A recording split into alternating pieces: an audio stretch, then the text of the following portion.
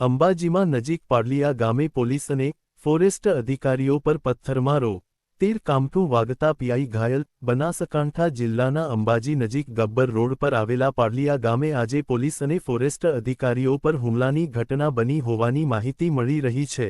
અંબાજી નજીક પાડલિયા ગામે ફોરેસ્ટની જમીન વિવાદ બાદ બબાલ થઈ હતી. આ દરમિયાન સ્થાનિક લોકોએ પહેલા ફોરેસ્ટ અધિકારીઓ અને બાદમાં પોલીસ પર હુમલો થયો હતો, જેમાં પીઆઈઆર.બી. ગોહિલ સહિત અનેક પોલીસ કર્મીઓ અને અધિકારીઓ ઘાયલ થયા છે.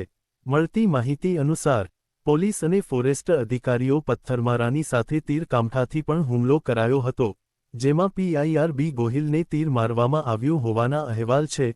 પીઆઈને કાનના ભાગે તીર વાગતા બેભાન થયા છે. હાલ પીઆઈ સહિતના ઘાયલ પોલીસ કર્મીઓને અંબાજી સિવિલ હોસ્પિટલ ખસેડવામાં આવ્યા છે. બીજી તરફ પોલીસનો મોટો કાફલો પાડલિયા ગામે ખડકી દેવાયો છે.